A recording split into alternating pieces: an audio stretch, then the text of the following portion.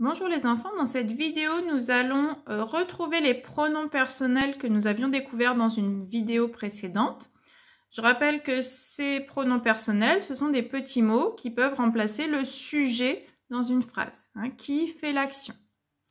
On va se servir de ces pronoms personnels pour découvrir quelque chose de nouveau. Alors, on a ici une phrase où on va retrouver un pronom personnel. Je mange du chocolat. Je te laisse trouver le verbe de cette phrase. Le verbe, l'action, c'est mange. Le sujet, maintenant, à toi de le trouver. Quel est le sujet de mange? Souviens-toi que pour trouver le sujet, on pose la question qui? Qui mange du chocolat? Réponse ici, je. Le sujet de la phrase est je, et je est un pronom personnel. Alors maintenant, on va remplacer ce pronom personnel par les autres pronoms personnels qui sont là. D'accord? Et à chaque fois, regardez bien ce qui va se passer pour notre verbe. On va voir. Est-ce qu'il va rester pareil ou non? À chaque fois que l'on va prendre un nouveau pronom personnel, tu peux mettre sur pause, prendre un cahier, une ardoise, une feuille et de quoi écrire et écrire la réponse. Comment la phrase va s'écrire si on change le pronom personnel. Donc, première phrase que l'on va faire avec tu. Si je remplace je par tu, comment va s'écrire mon verbe? La fin de la phrase, elle sera toujours la même. On laissera toujours du chocolat. Tu peux mettre sur pause le temps d'écrire ce que ça va donner. Donc, je mange du chocolat. Maintenant, si c'est toi, je vais dire tu manges du chocolat. À l'oral, on entend la même chose. Je mange, tu manges. Mais regardez bien ce qui va se passer quand on va écrire mange.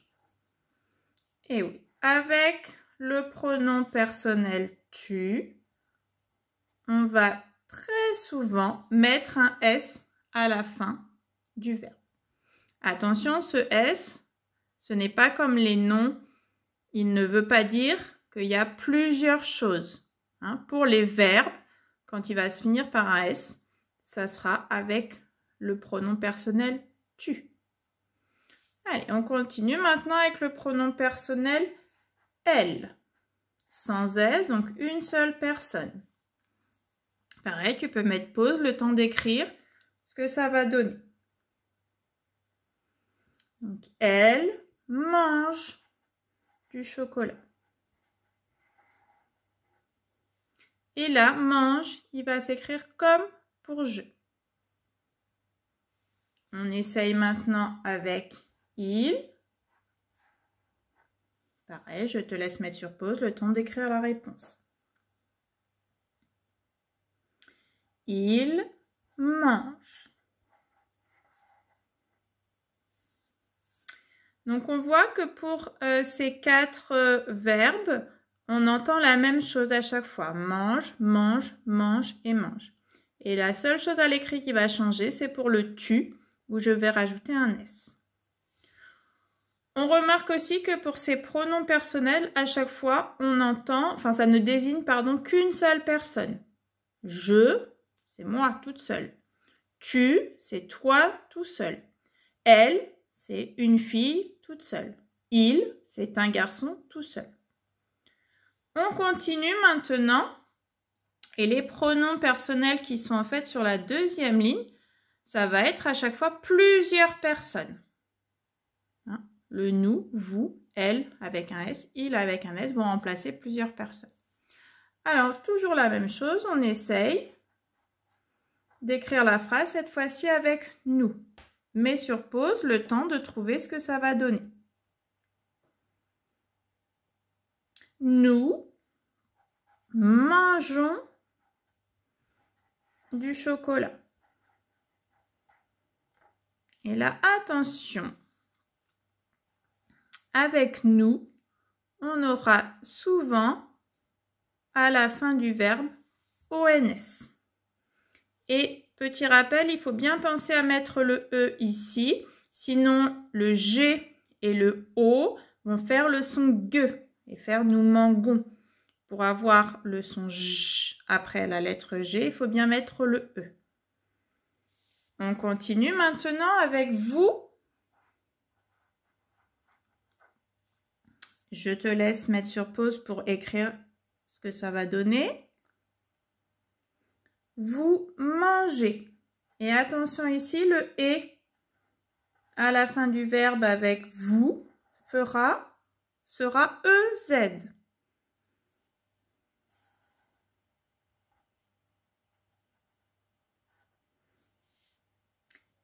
On continue avec « elle » avec un S quand il y a plusieurs filles.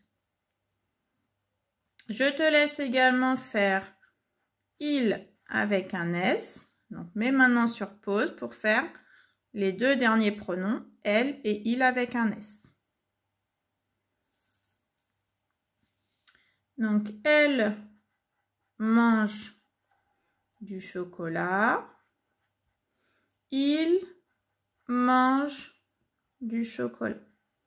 Et là, vous remarquez que quand on va dire elle ou il avec un S, on entend la même chose que quand il n'y a pas de S. Elle mange, il mange. Elle mange, il mange. Donc, pour faire la différence, savoir est-ce qu'il y a plusieurs personnes ou une seule, eh bien, c'est la terminaison qui va nous le dire. La terminaison, c'est-à-dire les lettres qu'on trouve à la fin du verbe.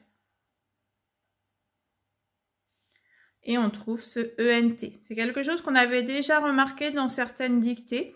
Hein, quand c'est plusieurs personnes qui font l'action, elle ou il, on met le ENT. En fait, les enfants, ce qu'on a fait ici, avec le verbe manger, je mange, tu manges, elle mange, il mange, nous mangeons, vous mangez, elle mange, il mange, on dit qu'on a conjugué le verbe. Selon la personne qui fait l'action, eh bien le verbe ne s'écrira pas de la même façon. Et donc on va commencer maintenant, fin de CE1, et vous continuerez en CE2, même en CM1 et même en CM2, eh bien on va apprendre à conjuguer les verbes. Alors ici on a fait avec le verbe mange, mais on peut conjuguer tous les verbes. Donc c'est la nouvelle chose à retenir.